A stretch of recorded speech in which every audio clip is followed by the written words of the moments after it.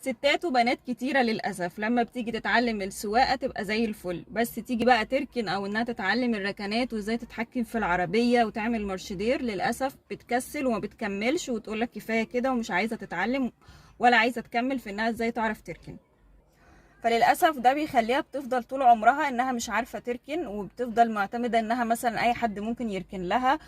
وطبعا في ناس كتير ممكن تتعرض للسرقة، يعني في قبل كده حد كان كاتب إنها ادت لواحد العربية عشان يركنها لها وكان هياخدها ويجري، ولولا ستر ربنا لها لحقته. فطبعا انتي مش مأمنة ان اي حد ممكن يركن لك، وليه حد يركن العربية وممكن ياخدها او تتسرق او تتعرض لأي مشكلة. فانتي مش اقل من اي حد بيعرف يركن. فالركنات من الحاجات المهمة والاساسية جدا اللي انتي لازم تتعلميها، وده جزء اساسي داخل الكورس بتاعك سواء بتتعلمي مع ايا كان المدرسة. مهم جدا انك تطلبي من المدرب او المدربة بتاعتك ان هم يعلموكي الركنات. وانا عاملة فيديوهات عن الركن العمودي وعاملة فيديو عن الركن الموازي، وبقواعد سهلة جدا طبقيها وان شاء الله تظبط معاكي.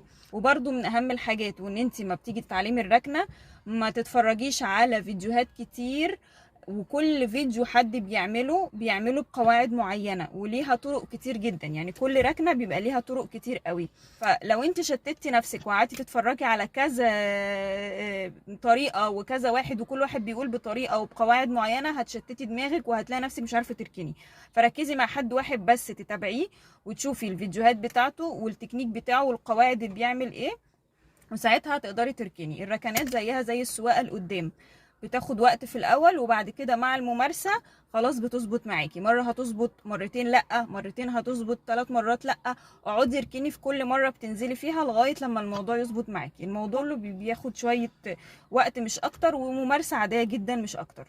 فالركنات مهمه جدا جدا وجزء اساسي من السواقه.